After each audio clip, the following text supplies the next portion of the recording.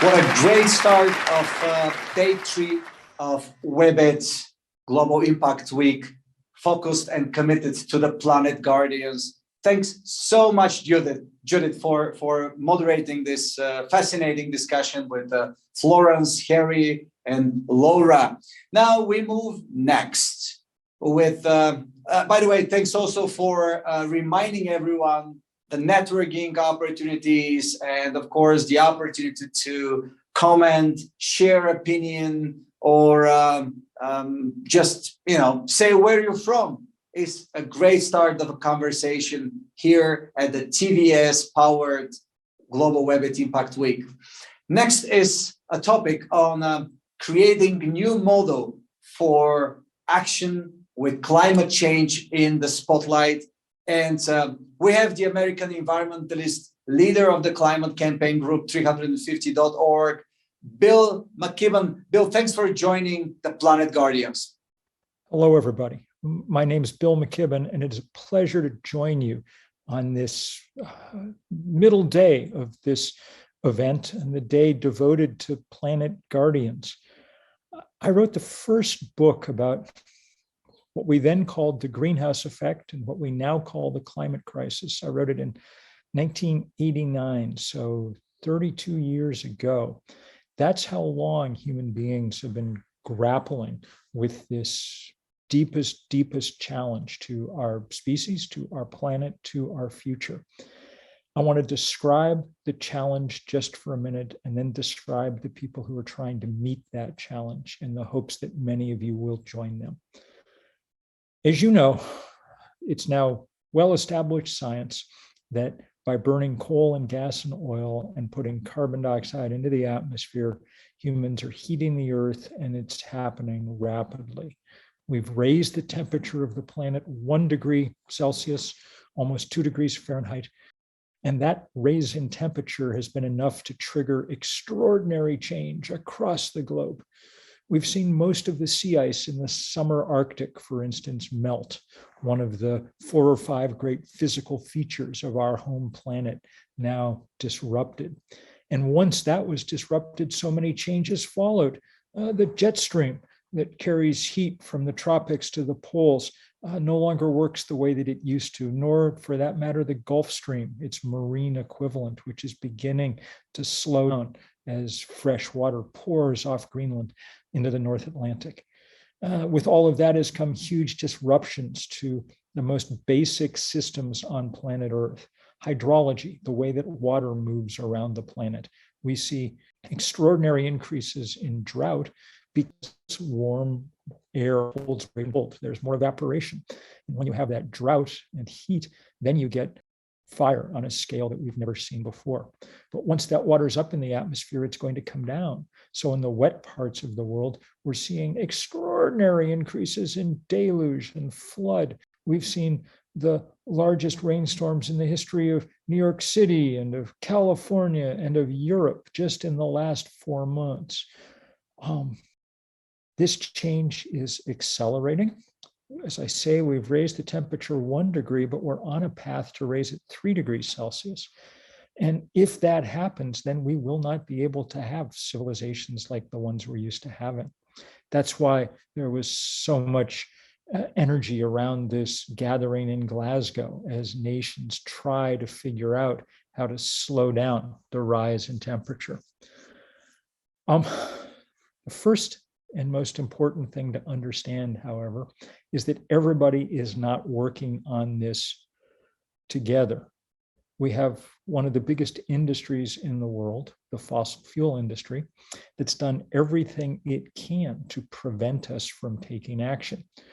We now know from great investigative reporting that they've spent 30 years spreading the great lie that we didn't know enough about climate change or that it might not be real or so on and so forth, even though they knew back in the 1980s just what was going on. And that opposition from the fossil fuel industry has slowed us down. And time is the one thing we cannot waste. The scientists of the Intergovernmental Panel on Climate Change have told us that if we want to meet the temperature targets we set in Paris then we need to cut emissions in half by 2030. 2030 is now 8 years and change away. Almost no time left. So we have to work with extraordinary speed and extraordinary vigor. Let me tell you why I'm not completely despairing. There are two. One, scientists have really done their job. The price of renewable energy, the price of solar power and wind power, has fallen 90% in the last decade. It's now the cheapest form of power around the world. And on the same plummeting cost curve, we now see the batteries necessary to store that energy when the sun goes down or the wind drops. In other words, we have reached the point where there's no financial or technical obstacle to making rapid change. We're at the point where we could, in the space of a few years, cease burning things on planet Earth and rely instead on the fact that there is a large ball of burning gas 93 million miles away that we now know how to exploit for our energy needs. So that first piece of good news. In fact, a recent study from Oxford's found that the world would save tens of trillions of dollars from a rapid transition to renewable energy simply because we would no longer have to be paying every month for all the coal and gas and oil that we currently burn up.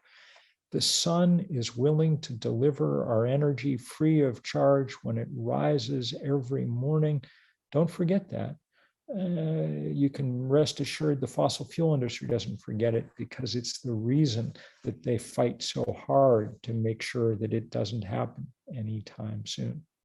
Happily, there are other people fighting, and that's what I really want to talk about. The true guardians of the planet are these movements that have arisen over the last 10 or 15 years to focus attention and energy on this great crisis. I helped get to play a role in some of the early days of this. We started 15 years ago something called 350.org, which became the first big global grassroots climate campaign. We've organized 20,000 demonstrations in every country on Earth except North Korea. And it's been wonderful work, and we've gotten to help pioneer some of the really important fights around things like pipelines and fracking, and around the huge effort to take on the financial institutions that really allow the fossil fuel industry to keep doing their thing. But the best news is how many other people have joined in over time, all kinds of people, but especially young people. We see the rise of things like the Sunrise Movement in the United States, which brought us the Green New Deal that's now spreading around the world.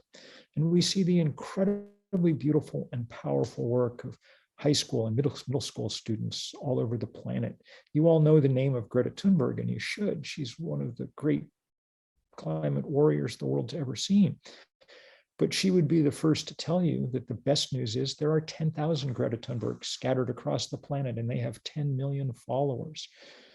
The youth understand the threat because they will be living with it the rest of their lives.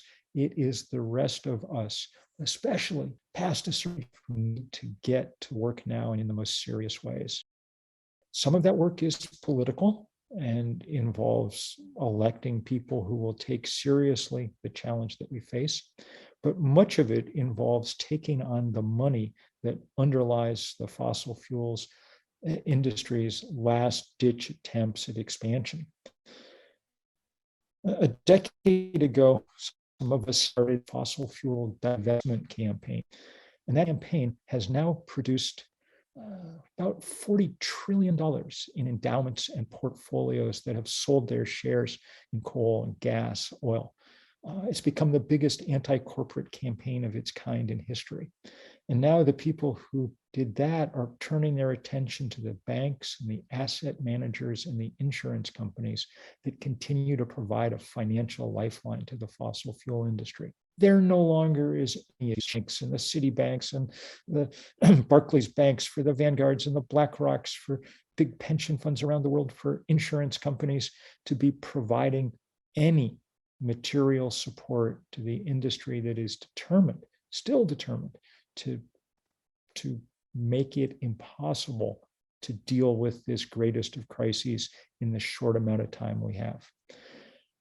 All of us need to try and figure out individual actions to take around our homes. I'm proud of the fact that I'm coming to you today via the solar panels on my roof, but we're past the point where we're going to solve the climate crisis one vegan dinner or one Tesla at a time.